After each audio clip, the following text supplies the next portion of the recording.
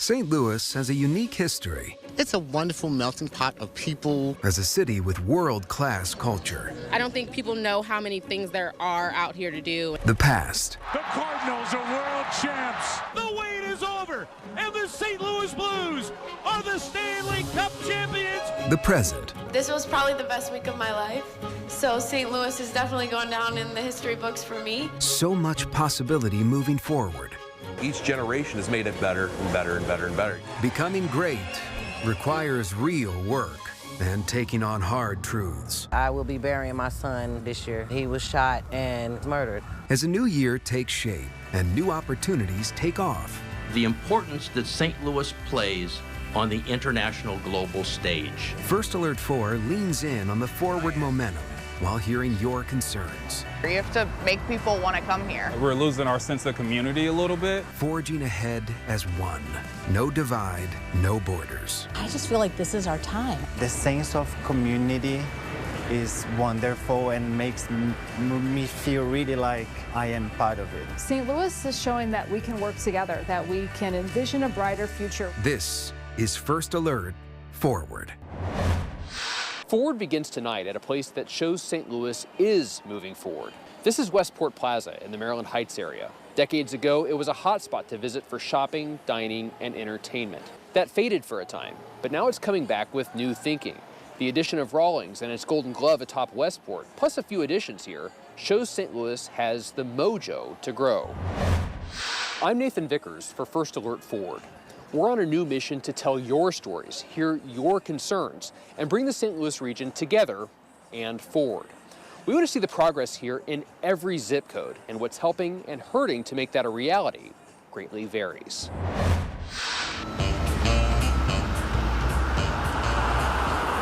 As a once great shopping center comes down, a blank canvas emerges. Nobody's ever done it, and it's a challenge. You know, I consider myself an artist. Developer Michael Steinberg is sculpting something new at the former Chesterfield Mall, rebuilding a dense city center in its place with more than 1,000 residential units and commercial space, a concept Steinberg calls downtown Chesterfield, set to open in 2030. I think I can create something very special, and there's not many properties like this anywhere in America where you can buy 110 acres with 3 points of access off an interchange with a nice demographic, and from here, from within 20 to 25 minutes, you can have over 1 million people get here.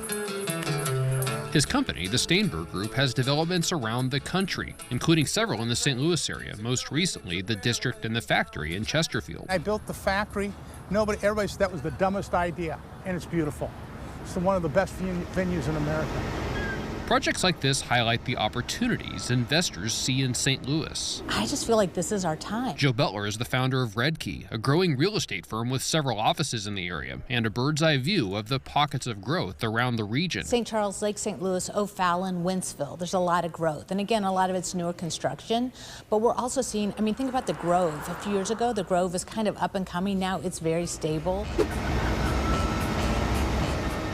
Several big residential projects are happening in the city, like the construction of the Albion Tower in the Central West End.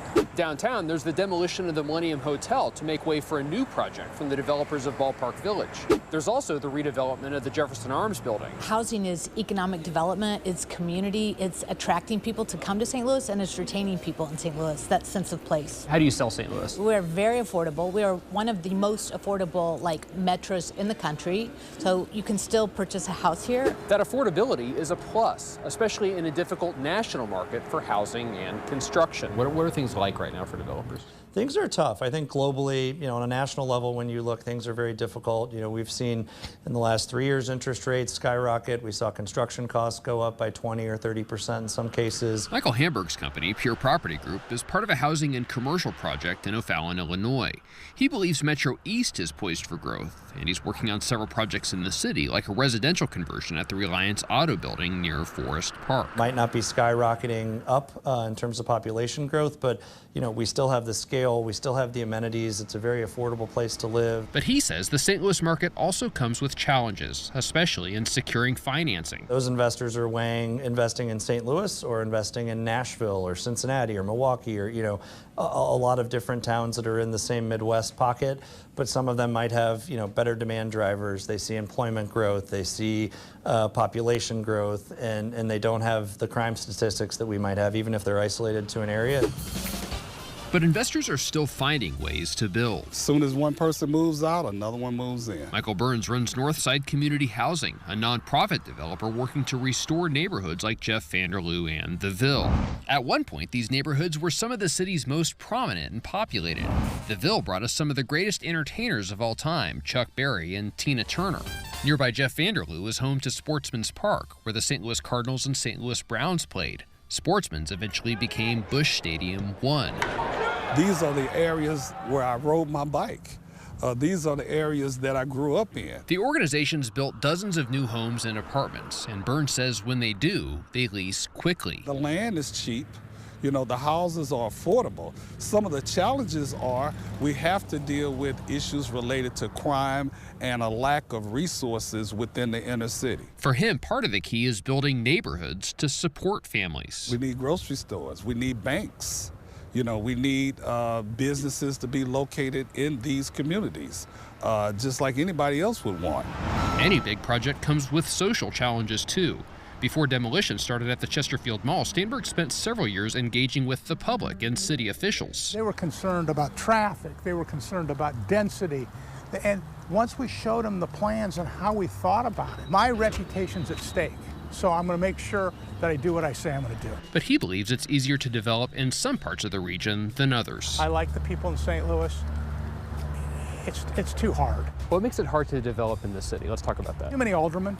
You got too many people having, you know, different views. For more than 100 years, St. Louis was governed by 28 aldermen. In 2022, the board was reduced to 14 as a result of a public vote to change the city charter. Steinberg is among several developers who believe outdated zoning practices and a lack of consistency with incentives is part of what holds back the city. I hope downtown comes back. I hope people move there. You know, but you got to have cooperation. You got to have a vision.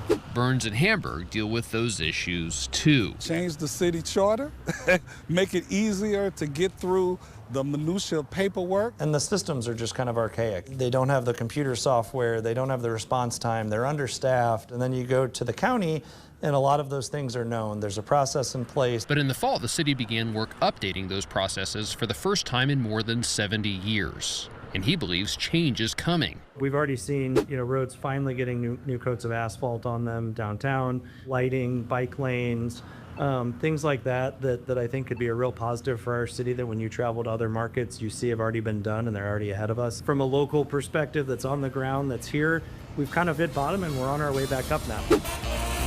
And for some, moving forward requires a change in mindset. I just think there's so many great parts of St. Louis.